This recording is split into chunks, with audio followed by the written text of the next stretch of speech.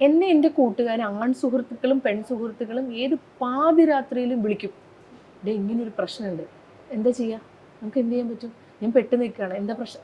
ഇത് പറയാൻ അവരുടെ ഫസ്റ്റ് കോൾ എനിക്ക് വരുന്നത് തന്നെ അവർക്ക് എന്നോടുള്ള കോൺഫിഡൻസ് ആണ്. ഏത് സമയത്തും ഞാൻ അവരെ വിടില്ല. അത് വേറൊന്നാണ്. പ്രണയം, വിവാഹം, ഭർത്താവ്, കാമുകൻ എന്നൊക്കെ പറയുന്നത് മറ്റൊന്നാണ്. എനിക്കിന്നും സുഹൃത്തിനെ സുഹൃത്തായിട്ടാണ് ഇഷ്ടം. ഞാൻ എൻ്റെ സുഹൃത്തുക്കളെ ഒരിക്കലും വേറൊരു ആംഗിളിൽ കാണത്തുമില്ല. അവർക്ക് അങ്ങനെ കാണാനൊരു സിറ്റുവേഷൻ ഞാൻ കൊടുക്കത്തുമില്ല.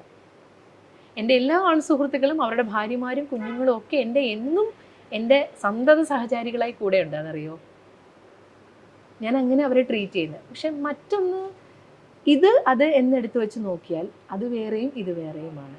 പിന്നെ ഒരു സ്ത്രീക്ക് ആഗ്രഹങ്ങൾ ഉണ്ടാവില്ലേ, പ്രണയിക്കപ്പെടാൻ, പ്രണയിക്കാൻ.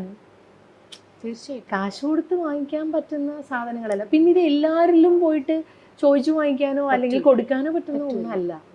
നമ്മളെ മനസ്സിലാക്കുന്ന, നമ്മളെ അറിയുന്ന, നമുക്ക് എന്ത് കുറവുണ്ട്, നമുക്ക് എന്താണ് കൊടുക്കേണ്ടത് എന്ന് മനസ്സിലാക്കി വരുന്ന ഏത് വ്യക്തിയാണെങ്കിലും അത് ആഗ്രഹിക്കാത്ത ഒരു മനുഷ്യരും ഈ ഭൂമിയിലില്ല. ഞാനും ആഗ്രഹിക്കുന്നുണ്ട്, ആഗ്രഹിച്ചിട്ടുണ്ട്.